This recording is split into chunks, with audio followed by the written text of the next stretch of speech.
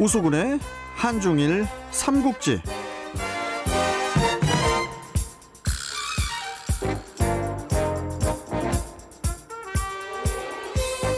급박하게 변해가는 한중일 동북아 정세를 이해하기 쉽게 풀어주는 분이죠. 우수군 한중글로벌협회 회장 연결해서 관련 소식 들어보겠습니다. 자, 우수군 회장님 안녕하세요. 봄이 오면 사내들의 진달래 피네. 봄 소식을 전해드립니다. 우수근입니다. 안녕하십니까 여러분. 예. 오늘 또 우리 우수군 회장님 기분이 상당히 또 좋으신가 봐요. 아유 그럼요. 우리 예. 화요일에 이 시간을 기다리고 있답니다. 예, 감사합니다. 자, 오늘 제가 또 준비해 온 내용이 많아서 바로 본론으로 좀 들어가 볼게요, 회장님. 네네. 지난해에 외국 기업들이 중국에 투자한 금액이 뭐 역대 최대 금액인 약 406조 원대로 급증한 것으로 나타났다고 하더라고요. 네. 이게 이제 진짜 뭐 말 그대로 투자액이 갑자기 투자액들이 이제 급증을 한 건데 갑자기 중국에 왜 이렇게 투자를 한 걸까요? 근본적인 원인부터 좀 짚어주세요, 회장님. 네, 이런 얘기가 있지 않습니까? 돈이라는 녀석은 돈 될 만한 곳을 누구보다도 빨리 찾아 움직인다. 돈이라는 녀석은 돈 냄새를 정말 잘 맡는다.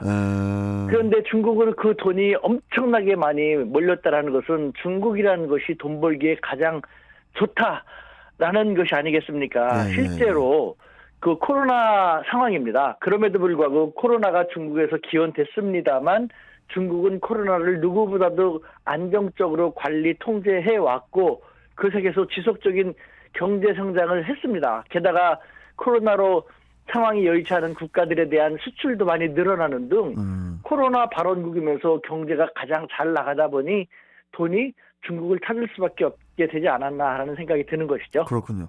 그리고 이제 말씀해 주신 이유들 중에 미국 등이 이제 뭐 해외 생산 시설을 이렇게 이제 다시 미국으로 본국으로 다시 이전을 하는 일명 그 리쇼어링 정책을 추진을 하는 것도 하나의 이유로 이제 작용을 했을 것 같은데, 근데 회장님 구체적으로 이 리쇼어링 정책이라는 게 이게 무엇인지 그리고 이 정책이 어느 정도로 영향을 끼쳤는지 이 부분도 좀 짚어주세요. 네, 말씀하신 것처럼 리쇼어링 다시 미국으로 돌아와라. 네. 해외에다가 생산 법인이라든가 공장을 만들어서 생산하는 그런 미국 기업들은 다시 미국 본국으로 돌아오면은 다양한 혜택을 줄게라는 것이죠. 그렇죠. 그런데 사실상 미국의 입장에서는 이 리쇼어링 정책이 그렇게 큰 효과를 거두지 못했습니다. 왜냐하면은 지금 말씀드리겠습니다만 이것만 보더라도 이것으로 인해서 오히려 중국이 미국 기업이 중국을 떠나지 않게 더 노력을 했고 또 미국 기업은 중국에 더 많이 남았구나라는 걸 알 수 있는데요. 실제로 상하이에 미국 상공회의소라는 곳이 있는데 네. 그곳에서 집계한 바에 의한다면은 중국에서 사업 중인 300개가 넘는 미국 기업을 대상으로 설문조사를 했습니다. 네. 그 결과 전년보다 투자를 늘린 것이 무려 60%가 더 넘었다고 하고요. 그래요? 네.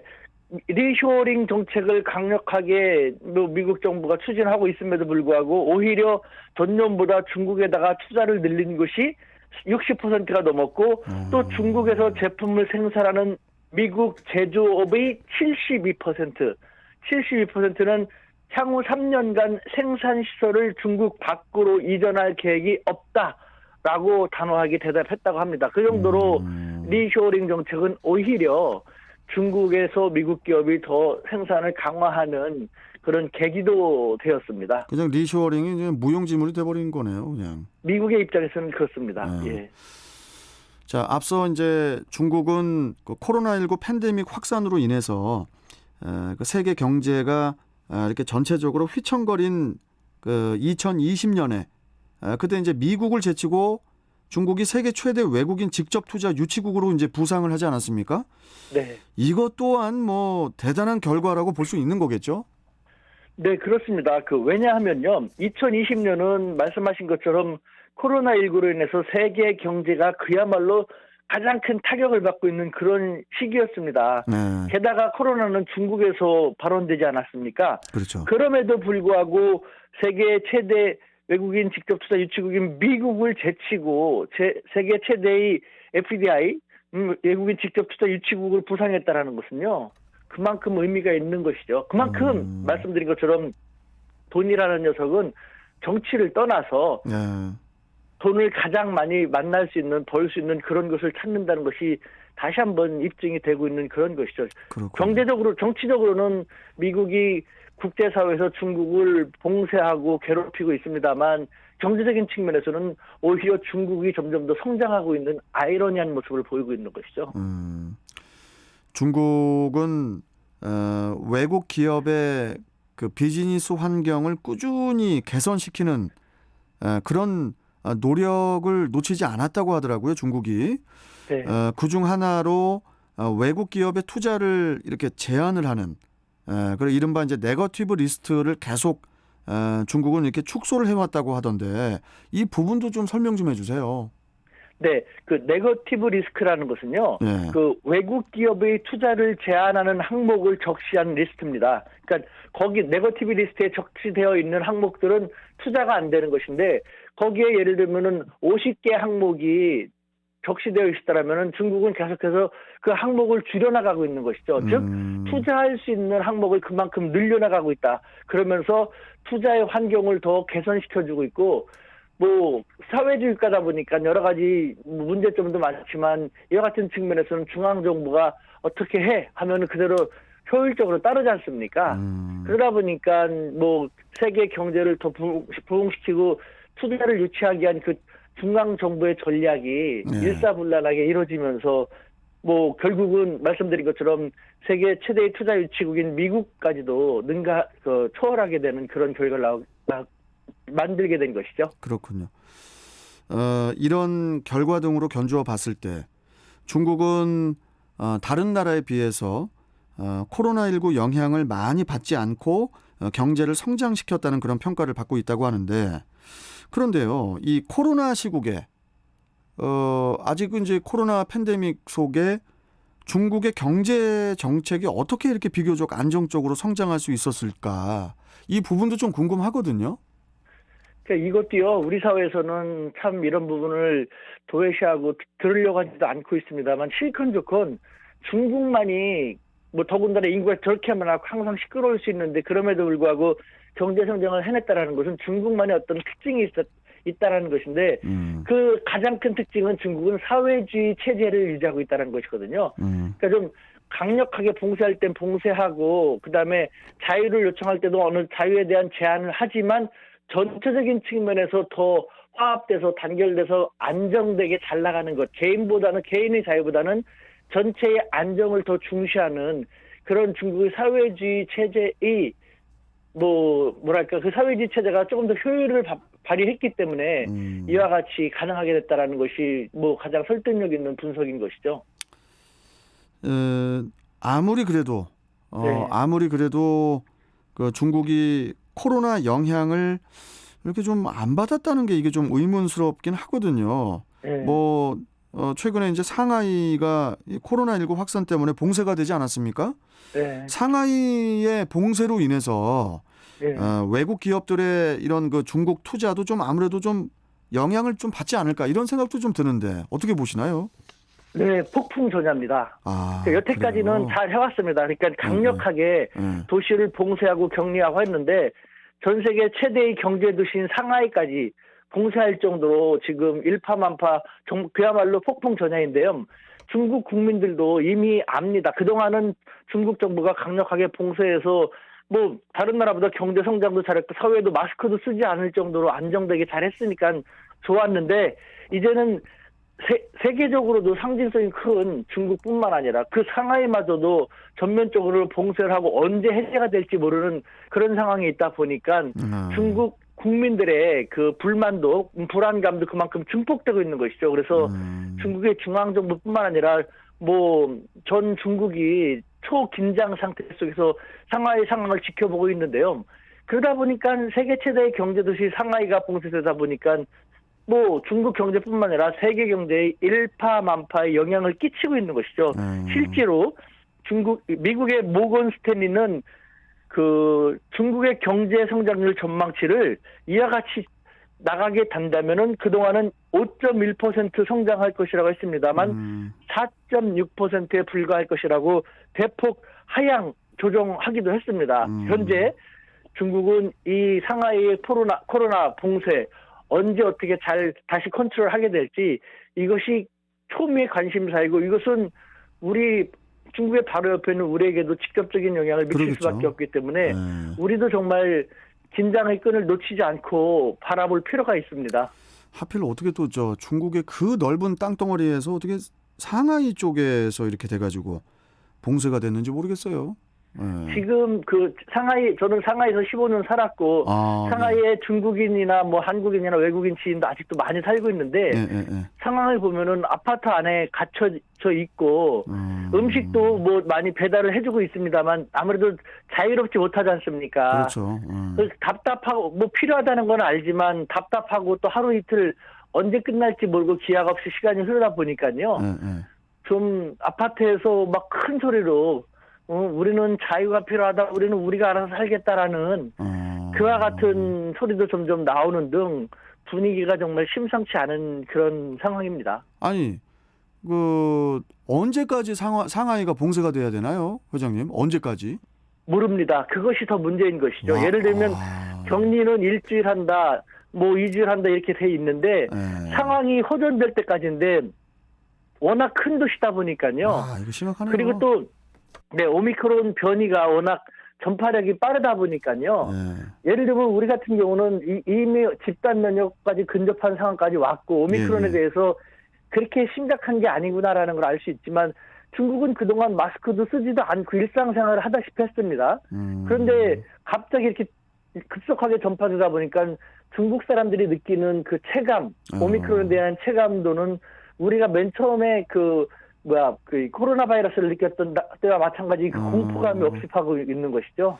근데 또 이제 오미크론 변이 바이러스도 이제 뭡니까 또 변이에 변이가 생기고 이러고 있기 때문에 계속 걱정이에요. 중국도 걱정이고. 지금 상태에서는 일단은 그 중국 당국을 믿고 그 하는 수밖에 없습니다만 이와 같은 상태에서 뭐 답답함을 이기지 못해서 몇몇 사람들이 거리로 쏟아져 나오고 그러다 보면은 워낙 인구가 많은 나라다 보니까요. 통제하기 쉽지 않게 되기 때문에 이 위기를 잘 극복해 나갈 필요가 있습니다. 상하이에 있는 그 격리돼 있는 사람들도 정말 뭐 일주일 있다가 나오는 것도 아니고 진짜 너무 힘들겠네요.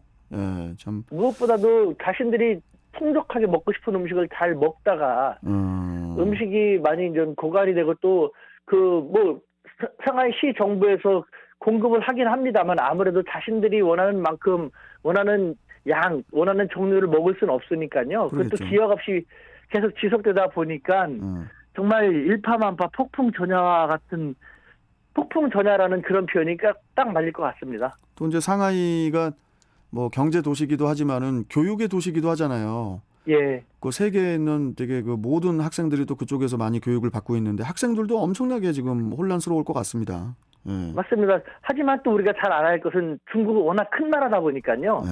상하이라든가 길림성 같은 경우도 뭐 2주 정도 봉쇄가 이미 지속되고 있는데 하지만 그 외 지역 북경 같은 경우는요. 아직도 사람들이 마스크를 쓰지 않고 코로나 이전에 일상과 같은 그런 생활을 즐기고 있거든요. 아니 저 회장님. 말씀 끊어서 죄송한데 아니 중국은 왜 마스크를 안 낍니까? 난 그걸 이해를 못 하겠어요. 오미크론 코로나 통제를 잘 하니까 안 쓰는 것이에요. 예를 들면 우리가 코로나 이전에는 마스크 쓸 필요 없었지 않습니까? 그만큼 통제를 잘 하고 있기 때문에 코로나 환자가 나타나지 않으니까 발생하지 않으니까 마스크를 안 쓰는 것이죠. 그래서 지금 상하이에 코로나 환자가 발생하고 일파만파로 번지게 되니까 상하이 전체를 사람들이 상하이에 들어오지도 못하게 하고 나가지도 못하고 하고 상하이 안에서 움직이지도 못하게 하지 않습니까? 그런 식으로 해가지고 다시 코로나 환자를 제로 완전히 없게 만든다. 그다음에 마스크 쓸 필요 없이 코로나 이전의 생활을 그대로 일상생활을 그대로 향유하게 하는 것이 지금 베이징을 비롯한 더 많은 중국의 도시들은요. 마스크를 쓰지 않는 코로나 이전의 일상생활 그 상태를 즐기고 있고 그렇기 때문에 코로나 상황 속에서 중국은 대부분 이렇게 지내왔기 때문에 경제성장도 하고 또 외국인 투자도 투자했을 때 그만큼 많이 할 수 있었던 것이죠. 그러면은 이번에 상하이의 사태라는 네. 표현을 좀 쓰긴 그렇지만 네. 상하이 봉쇄 사태가 예, 만약에 이제 격리가 풀렸단 말이에요. 예. 그러면 또 마스크 안 끼는 겁니까? 상하이에 그렇- 있는 사람들도? 그렇죠. 그렇죠. 오. 그러니까 중국인들은요, 여태까지 서구에서 하는 방법과 중국 당국이 하는 방법을 비교해 보면서 자기들은 어떤 자기 지역에 코로나 환자가 생기면은 그것이 5일이건 일주일이건 봉쇄돼 가지고 싹 푼 다음에 그다음에 마스크를 전혀 쓰지 않고 일상생활을 할 수 있으니까 굵고 짧게 하는 것이 자기들한테 더 좋다라는 그런 식으로 생활해왔던 것이, 반면에 서구 유럽이라든가 뭐 미국이라든가 그런 나라들은 나에게 자유를 다오, 나는 죽어도 내가 죽을 테니까 날 제한하지 말라, 마스크 안 쓰고 막 그러다 보니까 예. 강한 통제가 되지 않으니까 뭐 코로나하고 일상을 함께 지내는 그 모습을 보면서 중국 공산당 당국이 잘했구나라고 중국 사람들은 지지해왔던 것이죠. 근데 이제 걱정이 되는 게 우리나라도 이 정도의 인구의 대한민국인데 예, 지금 그 확진자가 너무 많이 나와서 의료 체계가 지금 비상이 걸려 있는 상황이잖아요. 예, 회장님. 예, 예. 그런데 중국 같은 경우는 인구가 어마무시하게 많은데 예, 거기서 만약에 혼란이 터지게 되면은 이건 뭐 의료 체계뿐만이 아니라 이건 뭐 엄청난 큰 사태가 올 수도 있기 때문에 제 생각에는 오히려 마스크도 좀 국민들의 필수품으로 좀 가지고 좀 끼고 다니고 좀 오히려 우리나라보다도 더 좀 방역 체계에 대해서 좀 더 권고를 그 넘는 좀 약간 강제적으로 좀 더 방역을 해야 되지 않을까 이런 생각이 드는데 중국이 바로 그렇게 하고 있지 않습니까? 그 마스크를 안 써도 된다라는 원칙입니다만 그 코로나 환자가 발생하지 않으면, 하지만 사람들이 공공기관에 들어가거나 뭐 지하철을 타고 나면은 자율적으로 마스크를 씁니다. 누구보다도 자율적으로요. 예, 누구보다도 자기 몸은 자기가 건사하는 것은 중국인들도 잘 알고 있으니까요. 정책으로는 안 써도 돼. 하지만 자기들이 써야 할 땐 쓰고 야외에서 생활할 때는 안 쓰고 또 사람 많을 때는 자기들이 알아서 쓰고, 그렇기 때문에 거리를 다니다 보면은 마스크를 쓴 사람도 조금씩 보입니다만 대부분이 안 쓰고, 또 공공기관이라든가 지하철 같은 데서는 대부분이 마스크를 쓰고, 그러니까 자기들이 자율적으로 알아서 하는 것이죠. 우수근 우리 회장님께서 상하이에서 15년 유학 생활 하셨다고 그랬잖아요. 예, 그럼 지금 그쪽에 지인분들이 많으시잖아요. 예, 예. 지금 그 지인분들 이렇게 연락해 보면 아주 그냥 다 진짜 어떤 뭐 이렇게 막 엄청나게 힘들어들 하겠네요 지금. 힘들어하지만 어딜 못 나가니까. 힘들어하지만 이럴 때일수록 자기 혼자 개별적인 행동보다는 정부에서 하는 대로 따르고 통제를 지켜주고, 그럼으로써 빨리 코로나를 봉쇄하는 게 좋겠다라는 그런 생각을 합니다. 참고로 어제 그제 같은 경우 지금 상하이에 공항이 몇 개 있는데 홍교 공항, 홍차오 공항이라는 국제 공항이 있거든요. 네. 도심 쪽에. 예. 그 코로나로 인해서 항공기가 많이 그 줄어들었는데 어제 그제 사이에 항공기 뭐랄까 이착륙이 훨씬 더 많아졌다는 얘기가 들렸어요. 이착륙이 어떻게 많아집니까? 왜 그런가 했더니 중국 전역에서 중국 전역의 상황이 좋은 곳으로부터 의료진이라든가 이것을 통제하거나 도와주는 의료 보조 인력들이 상하이로 대거 진입을 해가지고 그래요. 상하이가 뚫리지 않도록 하기 위해서 뭐 항공기 이착륙이 엄청나게 많이 늘어난 그런 소리가 많이 들렸다라는 그런 얘기도 할 정도거든요. 예. 그러니까 지금 중국이 이 상하이 이 사태를 효율적으로 잘 잡고 다시 그 상하이가 이전 상태로 돌아가게 된다면요. 예. 뭐 중국 사람들은 중국 정부를 다시 한번 확실히 믿는 그런 계기가 되겠죠. 그러겠네요. 그리고 또 이제 우리도 바로 옆에 있기 때문에 그쪽이 좀 빨리 상하이 쪽도 좀 안정이 되기를 기대를 해봅니다. 자, 회장님 시간이 훌쩍 가서 네. 오늘은 이제 보내드려야 될 것 같네요. 네, 오늘 네. 말씀 잘 들었고 회장님 다음 네. 시간에 또 뵙겠습니다. 고맙습니다. 네, 아쉬움이 남지만 감사합니다. 예, 감사합니다. 예, 감사합니다. 자, 우수근 한중글로벌협회 회장이었습니다.